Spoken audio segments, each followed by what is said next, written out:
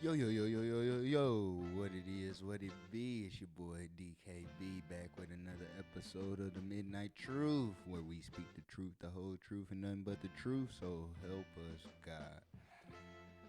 Alright, people, alright, I guess I'm gonna jump in on this Kendrick and Kendrick Lamar and Drake beef. I guess I'm gonna jump in. I also want to talk about UFC 302 coming up. My boy Dustin Poirier is finally again fighting for that title. So I want to talk about that. I also want to talk about Backlash. Backlash was hot and where WWE is going today. Um, this is probably my current events part two. I'm not gonna do this always, but just because it's a lot going on, I gotta talk about it, people. I gotta say something about it. I gotta give my opinions and my views and perspectives. So let's start with the Drake and Kendrick Lamar beef. Um, let's start at the beginning with J. Cole and first person shooter. Let's start there. Now,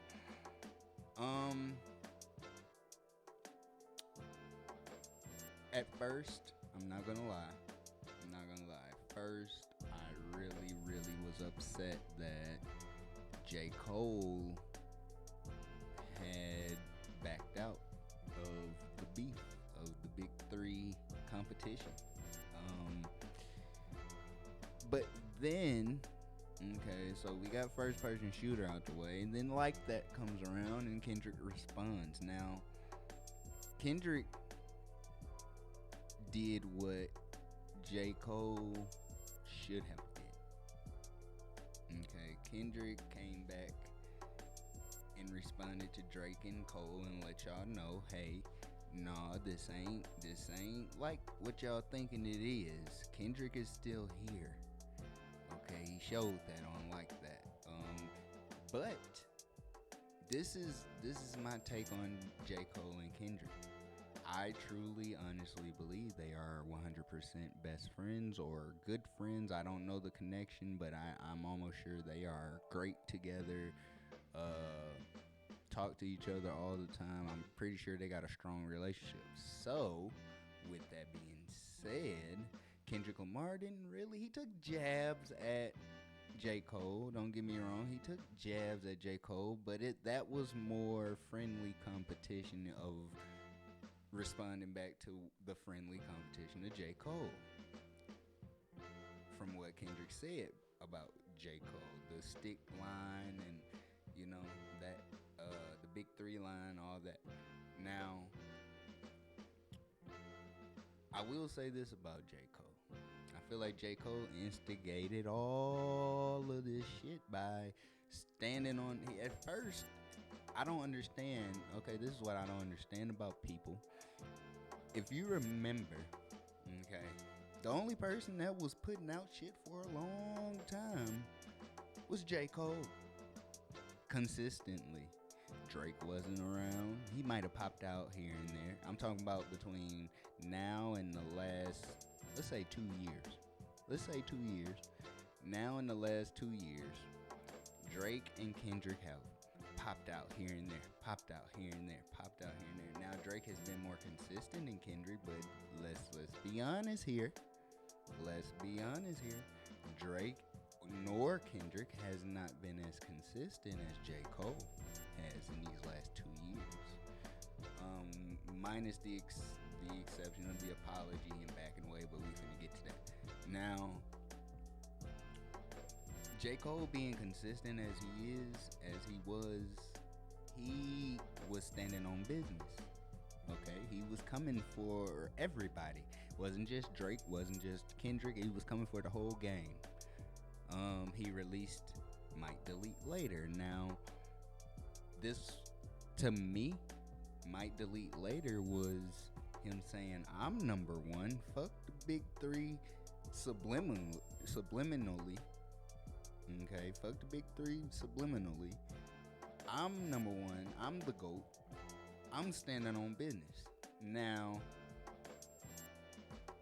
the shots he took at Kendrick on Might Delete Later. I truly believe that was more of two MCs honing their skills. Okay, that was that. If J. Cole and Kendrick Lamar would have gotten into the beef that Drake and Kendrick got into, I guarantee you it wouldn't have gotten personal. I guarantee you it would have been strictly MC to MC, bar for bar, rapper against rapper, friendly competition.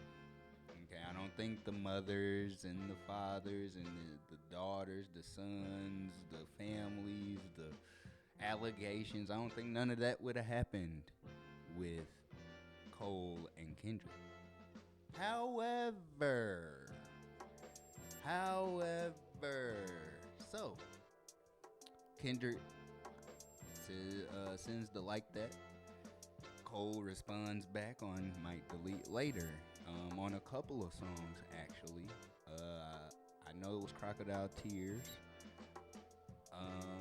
and it was a couple others on there where he took jabs at Drake. At Kendrick Lamar. Okay, now what I think J. Cole's plan was just to go strictly at Kendrick Lamar, and they have a friendly competition to see who the better MC is. Here's where things got a little iffy. J. Cole surprisingly comes out with an apology, which I understand it now, and I'm going to tell you I understand it a little bit later, but I understand why he came out with an apology. All J. Cole fans, all Kendrick fans, all Drake fans turned against this nigga. Said this nigga was soft, said this nigga ain't part of the big three no more, said this nigga ain't standing on no type of business, the whole damn nine, okay? And I'm included. I will be a man and say, I'm a J. Cole fan, and I was getting ready to turn against. Now, I always was going to ride with him, but as far as like saying he's standing on business, saying he the GOAT, he's my GOAT, yes, but saying as far as overall in the game, yeah, I was getting ready to walk away from him, even though I was still going to listen to him, because he's my guy, it's J. Cole, how can you not? But, okay, I always said there was a reason why J. Cole apologized to Kendrick. There was a reason. Okay, now, like that comes out, J. Cole responds, J. Cole apologizes, then, okay, and then you get the Drake response. When you get the Drake response, and I'm not gonna lie, I am not, 100% am not a Drake fan. Okay, I do not listen to Drake. Now, if he's pops up on my music player, as I randomly shuffle or something, or he comes on the next song, hey, I'll listen to him. But am I going to somewhere and be like, hey, put that Drake on? Nah, I'm not. I'm personally not. I don't personally like Drake. Here's the reason why I don't personally like Drake, because I feel like he raps to fit in. Okay, I feel like he don't take the game serious. He does it for money, and this is why I say that. When he first came out, he came out singing Best I Ever Had, Overtime, I'm on one, I can keep going. All that was him. Yeah, he was rapping, but he was singing. Okay? So then he started rapping. Okay, whatever. You got bars. He's nice. I'm not gonna lie. He's one of the best out there. Okay? But you rap, you put out your singles, you put out your features, you rap, and then when you get to your albums, it is nothing but pretty much singing, or you trying to act hard, or you not over Rihanna. Yeah, bruh, like, I'm not a fan of that. Like, I'm not a fan of that. A lot of people are fans of that, and I'm not. Like, I'm not. I just don't like his style of artistry. Like I just don't, and I'm sorry, but I don't. So Drake comes back. Okay. Um. Well.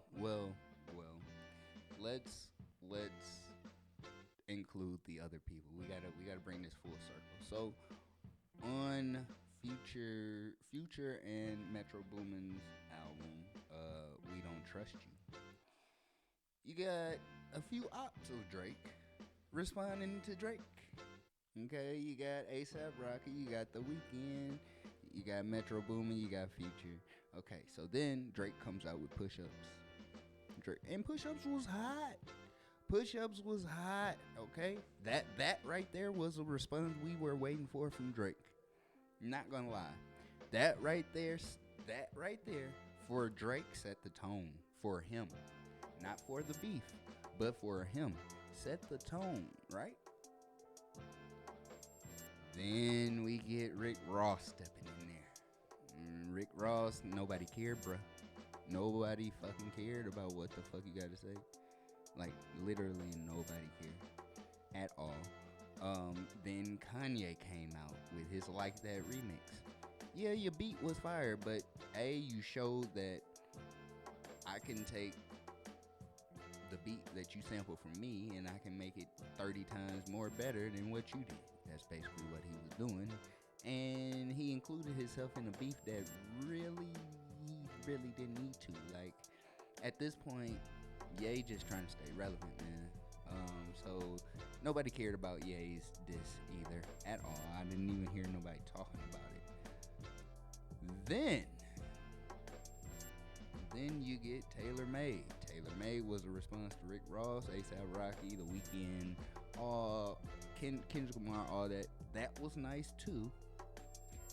But like I said, Push Up set the tone. He should have kept it at Push Up's tone. He then showed a different style in the Taylor Made freestyle. Yes, that was nice. Okay, that was really nice. But then once Euphoria, let me just say, all right, if me and another MC, and I consider myself an MC, an artist, a producer, whatever, but if me and another MC got into it, and I hear, after I done responded to the first whatever, and I hear my opposition, not my op, I ain't gonna call him my op, my opposition, my opposition, no peer, I'll call him.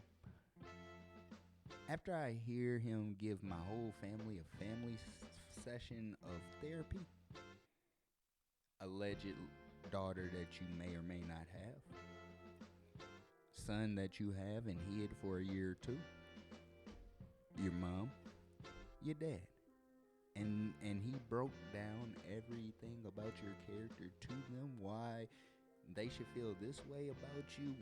He even broke you down. And then he broke your whole circle down. At that point, we fighting, bro.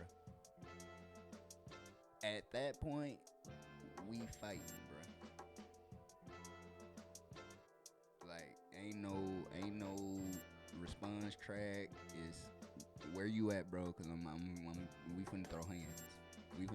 Bro, you done put the family in there. Now, mind you, Drake did it first by mentioning Kendrick's wife. So Kendrick responded and took it to the level of pettiness that I know a California nigga can take it.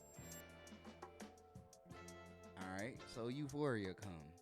Right there, to me, Euphoria killed the game.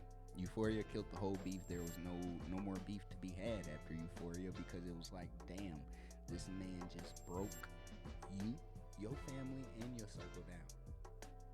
You can't come back, to me, you can't come back from that. How can you come back from a man telling you about you, yourself, and your family, and your circle? And it's true. Now, the flip side of that, where he went into the underage girls, and the P word that I'm not gonna say on YouTube because then this is a sensitive world, but the daughter allegations, which that still could be true. People don't like, even if Kendrick can come out with evidence at any time. People, he can be letting y'all wait and marinate on it. Y'all don't know this. That's why the internet just going crazy, bruh. Like, and for any man to do that to another man, like, Drake, you're done, bruh. Like, you're done. You're done.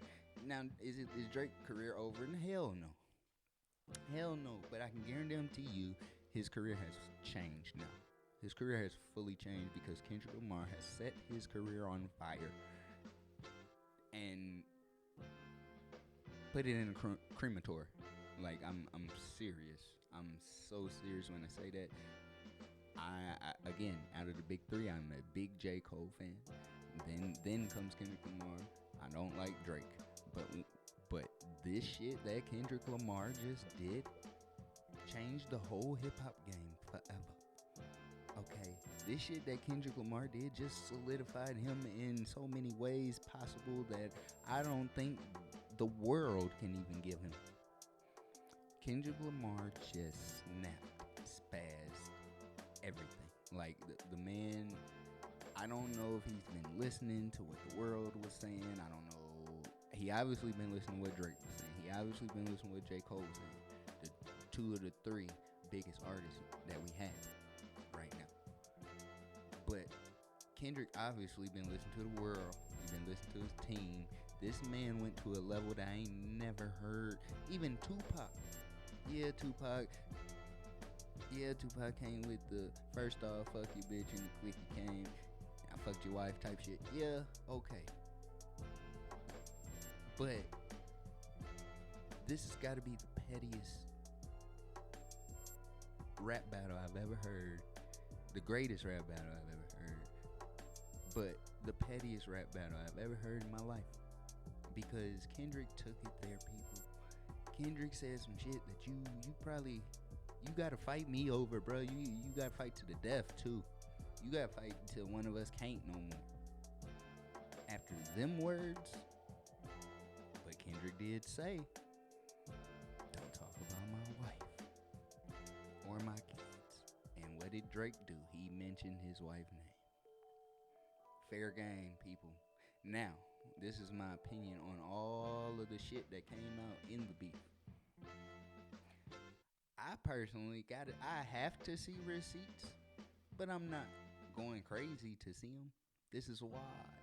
Because it's hip hop. Hip hop is an art, people. The shit making y'all think. It's designed to make y'all think. It's designed to make us talk about it. It's designed to have us have theories and prophecies and opinions and perspectives on it. That's what it's designed to do. I'm still waiting for one more response from Kendrick, but Kendrick already won to me.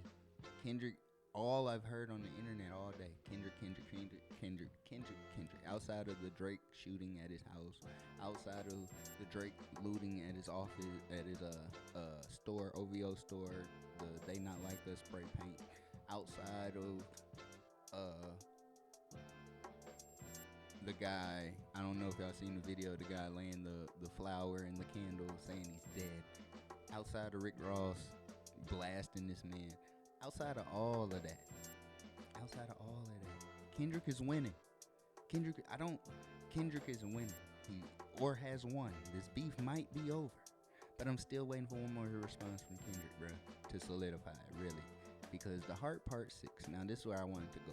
The Heart Part 6 was probably the weakest response I've ever heard out of any artist ever for a beef. Did it have substance? Yes. Did it have bars? Yes. Do I believe that Drake set up Kendrick Lamar? Nah. Because why would you give up information that's negative about yourself? That's stupid. And then spread it to the streets.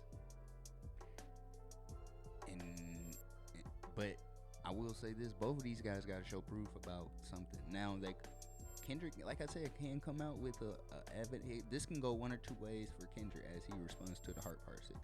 He can respond with evidence and just lay it out there, or he can come out and say, "Hey, guess what? I knew you was trying to set me up. That's why I went there. But look what it's doing. It's getting both of them a bag. It's getting streamers a bag. It's getting everybody winning in this situation in all ways of hip hop. But Kendrick is winning. I'm still waiting on a response. The Heart Part 6 was weak as hell. This battle has been great, other than that one track. The pettiness, I wasn't for all that pettiness, but hey, it's the game. Okay, it's the game. I don't think it might be over, might not, but I just literally an hour ago on my phone here read an email, email from OVO's estate saying that they are losing money and they're trying to kill this beef between Kendrick, The Weeknd, and Drake. Obviously, Weeknd has some shit with Drake too. Obviously, Kendrick has some shit with Drake. But OVO is trying to kill the beefs because apparently it's going in their pockets. Apparently. I'm not going to pull up y'all can go look up that information yourselves. But, hey, they say the best way to win is to go into somebody's pockets. Best way to win is go in somebody's pockets. And I think that's what Kendrick is doing. And I don't even think he intentionally did it. But guess what? He just removed all copyrights for streamers for his music or these diss tracks to make some money. How is he losing? Can somebody tell me how Kendrick Lamar is losing? Because I've been hearing it a lot from people that Kendrick Lamar lost. I don't see how he lost. Please explain it to me. Somebody explain the fact that he lost to me, please, because I don't see it. I think Drake is dead. How can you come out with a diss track and it gets more dislikes than likes? What does that tell you? I don't think Kendrick. Yeah, I don't think Kendrick could have ever done that. Come on, Drake, man. You gotta come harder. You either gotta come out with a second response because that shit was garbage, or Kendrick, you gotta come out with both of y'all gotta come out with the evidence. But I want to hear Kendrick response, because I feel like if Kendrick responds, it's just nailing the nail in the coffin. Because Drake is dead. I'm sorry. Like the artist of Drake, he's over with, man. Like is his career gonna survive? Yes, 100%. But as far as people fucking with him and all the shit that's going on, I think he's done, man. I think he's done. Okay, because all this stuff is gonna come to light, just like P Diddy, just like R. Kelly, just like all the other stuff that came to light, Bill Cosby, all that shit. That it's obviously gonna come to light, whether it's lies or not. It's gonna come to life. But that's my take on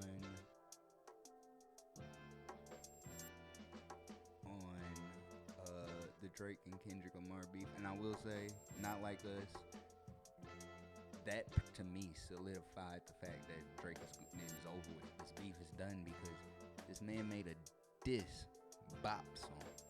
This man made a diss groove song, a hit song, but a diss. When the last time you heard that? A diss song going number one? And it's an anthem, and it's a, like, come on, man. You can't win against that. That's how Drake should have came on the Heart Part 6. That's how he should have came. God damn. Drake's allegations, I feel like he was reaching. I'm not gonna lie. Kendrick's allegations versus Drake's allegation, they both seem real. Both seem real, but the way it's panning out,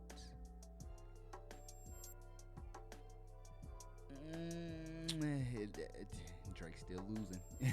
Drake's still losing because his allegations were just that Kendrick beat on a woman and possibly has a child that is not his. And those were the only two allegations. Versus the P word.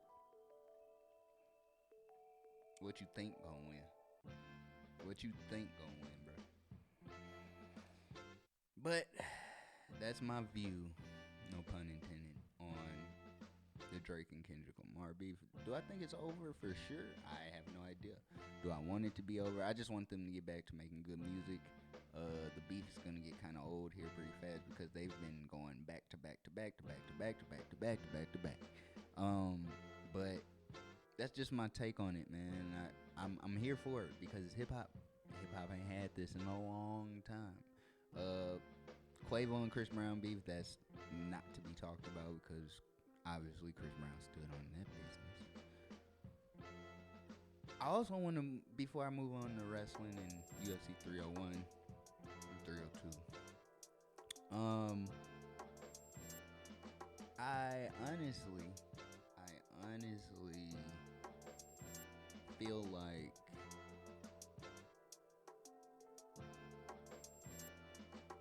this should have been happening a long time ago. It should have been happening a long time ago. Hip hop should have been did this. Now we need to bring R&B back. Now we need to bring the 90s R&B back. The R. Kelly songs. Now I'm not saying bring R. Kelly back. I'm not saying bring the R. Kelly songs, but I'm saying the feel of R&B. It's gone. Bring it back. Chris Brown, where you at? Trey Songz, where you at? Mario, where you at? All them guys that were in the 90s. Jagged Edge. We need somebody to bring the 90s back. Bring that feel back. R&B I ain't heard a good R&B song in a long time, man. Bring that shit back.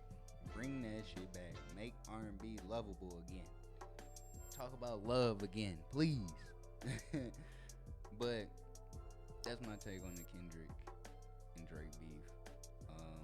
Don't know if it's over, but moving on to UFC 301. UFC 301, I did not watch the whole fight card at all. The main fight that I watched really was Jose Aldo versus Martinez. I can't think of his first name. Jose came out of retirement. He came out of retirement and looked amazing for his age. He looked like he can come back for the title. But can he come back for Sugar Sean O'Malley, who's getting ready to face Merab Dvalishvili? That's going to be your toughest task, my boy. That's your toughest task, my boy. Merab, dog. But he's also a Habib. He's also a Ronda Rousey, who's strictly wrestling, has no hands to me. Sean exposes that. It's over, bruh. It's over. It's over. But that ain't the fight card I want to talk about. The fight card I want to talk about is my boy, my number one UFC fighter. It was John Jones, but John ain't consistent enough for me. He up and down. I love John. He's the GOAT. But my new number one, Dustin Poirier. Dustin Poirier, people. Finally getting that number 2 shot against the guy that his protege beat before. So, let me give you a little recap. Dustin Poirier. I'd say around 2020. We gonna say 2020 was on a tear. Okay, yeah, he lost to Charles Oliveira. Yeah, he lost to Habib. He just lost to Justin Gaethje before the Saint Denis fight. But Justin is a fucking dog, people. Okay, so his losses really ain't that big when he lose, because we know he's a dog. All right. So, but after Dustin won that Saint Denis fight, fighting somebody that's underranked from him, he's at the top of the list. He fought a guy that was way underranked. I think that they put that guy in the top 6, top 5, but Saint Denis ain't nowhere near Dustin's level, nowhere near Islam's level, nowhere near none of them guys' level. Okay. But after Dustin beating Saint Denis, I was 100% believable that Dustin can beat Islam. Dustin can beat Islam, and I heard a video today. That if Dustin watches Alexander Volkanovski versus Islam and studies how Volk fought Islam, I can guarantee you, by the time 302 is over, we will have a new UFC lightweight champion of the world, Dustin the Diamond Poirier. That is going to sound so amazing because he deserves it. I pray to God he knocks Islam out. Because, and like I said in my other video, man, wrestle. Work on your weakness. Wrestle. You already a black belt in jiu-jitsu. You already got hands. Wrestle, bro. Wrestle. Yeah, you beat Michael Chandler, but he's nowhere near Islam. You didn't do it against Khabib. You didn't do it against Charles Oliveira. So please, wrestle. And I actually want to look up UFC 301. I actually want to look up 301.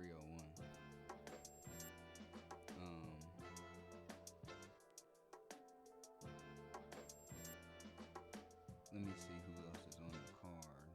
I mean 302. I don't know why I keep, maybe because I just seen 301. Excuse me, 302. UFC 302. Dustin versus Islam. The co-main event. Sean Strickland versus Paulo Costa. That's gonna be a fun one. I think Sean Strickland is going to win that one. Randy Brown versus, I don't even know who that is. There's not a lot of big names on this card. That's strange. That is highly strange, being that it's Islam. It's in Abu Dhabi. It's in Abu Dhabi, so that's probably why. It's an Abu Dhabi fight. No, it's in New Jersey. That's strange. Dustin Poirier, and all you have for the fighters are Sean Strickland and Paulo Costa. I know Randy Brown. A lot of these guys I don't even know. That's crazy. That's nuts.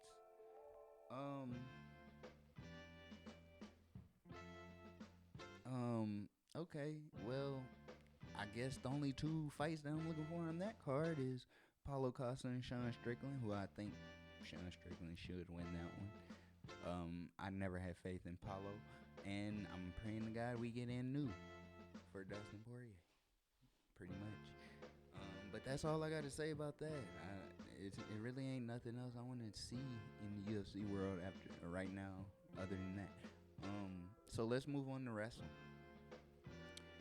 Backlash. Last but not least, Backlash. I also want to talk about the NBA, but we'll get to it.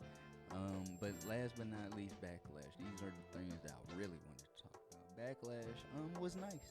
Even though it had like 5 matches, that was nice. Cody versus AJ was a banger.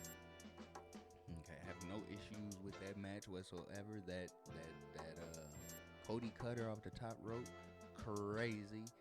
Both of them guys could have got hurt. Kudos to them doing that. The Bloodline match at the beginning, Tama Tonga, that dude is and Tungalua. I did not expect Tungalua to come out. The Gorillas of Destiny. I think that's what their tag team was called in NJPW, New Japan Pro Wrestling. But And they were part of the Bullet Club. So to see them there with Finn Balor, AJ Styles, and Cody Rhodes is pretty interesting. Because all those guys were part of the Bullet Club at one point in time. But the Bloodline, the new Bloodline, I'm just waiting for the Civil War. The Bloodline Civil War between 2.0. Not the first one with the Usos versus Roman and Solo. No. Let's go 2.0. Let's say Roman and the Usos versus Solo, Tamatonga, and Tongalua. That will be fire. That will be fire. Who do I think is gonna win the King of the Ring? Gunther. Straight up and down, Gunther, because they're meshing him to be a world champion some way, somehow, some form, very soon.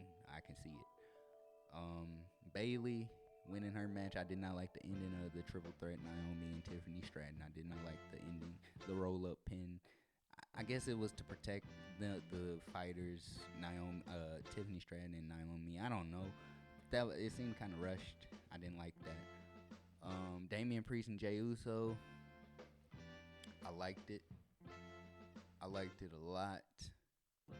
But at the same time, when you go to Monday Night Raw and you see Damian Priest saying, "Oh, we're good," after Finn Balor says sorry, I don't know where they're going with that. It kind of confused me. I thought we were going to see the breakdown of Judgment Day, like we saw the breakdown of the Bloodline. Maybe we still going to see it, but maybe they slow cook it. I have no idea.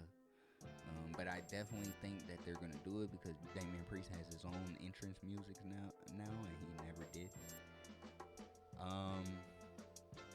CM Punk. I can't wait for CM Punk versus Drew. That's going to be nice. I think that's going to happen at SummerSlam. The Wyatt Six are supposed to come, supposedly rumored to come at King and Queen of the Ring. I haven't. If they do this like they did the Bray thing, that's gonna be amazing. That's all I have to say about that. I'm just here for it. Let me see. Got to the triple threat. Got to the main event. Jey Uso. I pretty much covered it all.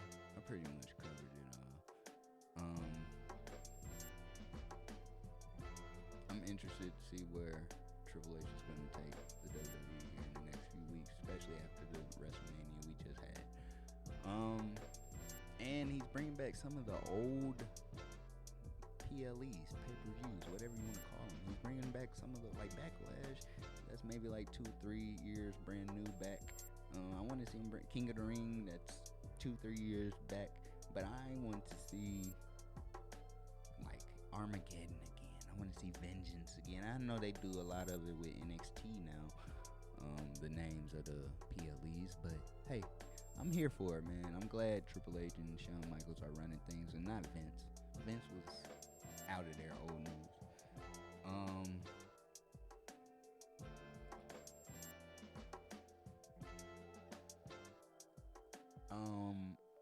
I want to go to the NBA for a minute.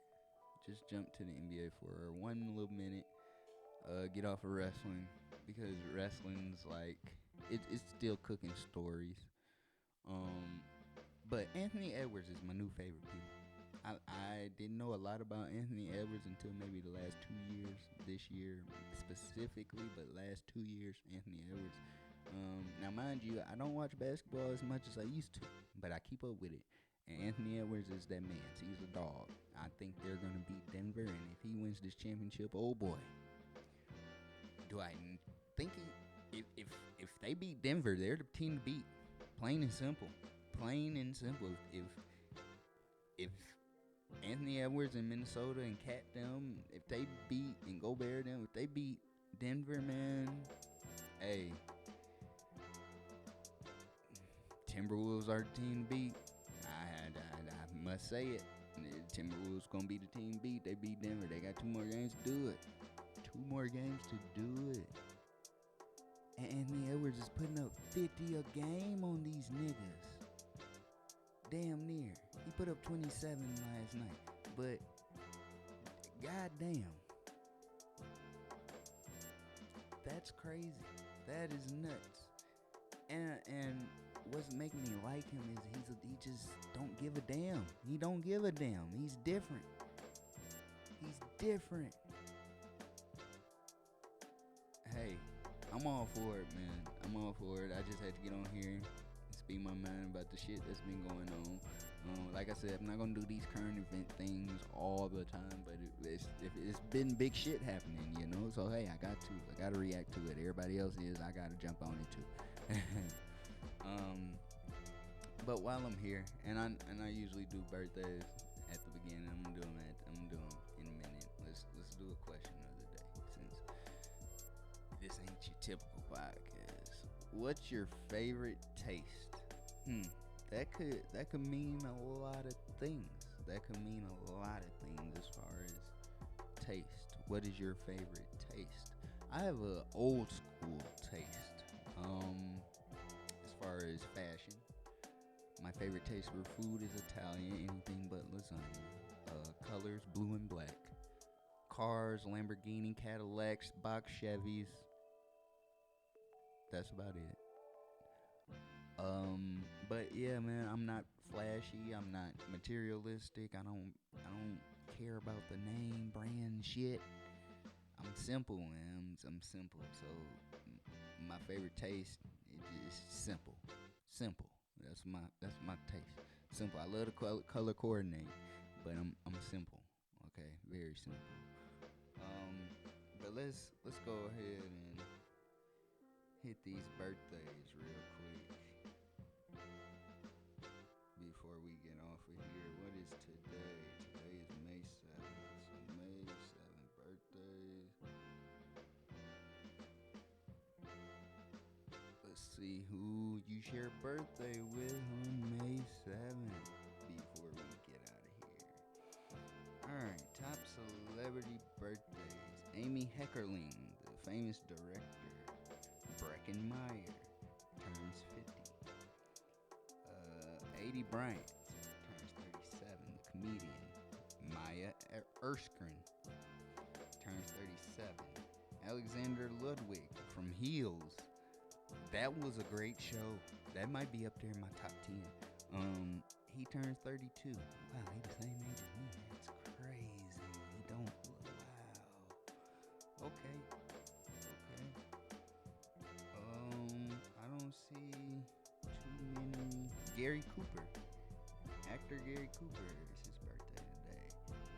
Yeah, I don't see too many celebrities today with May 7th birthday. Let's look up some more here before we get off. Tommy Fury, Tyson Fury's brother, birthday today. Let's see. Rico Nasty, the rapper, her birthday today. Kevin Owens, WWE. Kevin Owens is his birthday today. Happy birthday, Kevin Owens. Don't see too many more. Owen Hart. Oh wow, rest in peace to Owen Hart. Is his birthday today. Wow. That's crazy. That's crazy. He's 2 years younger than my mom. That's crazy. That's nuts. I did not know that. And that's about all the birthday.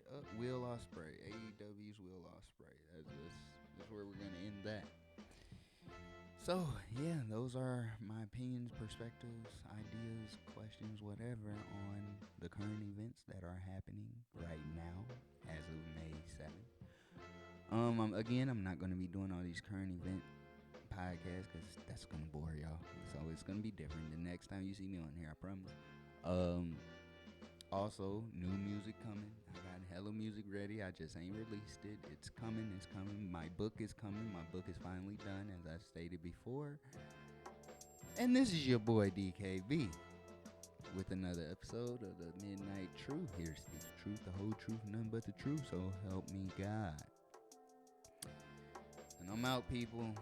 Y'all stay blessed. Stay peaceful. I holla. Peace.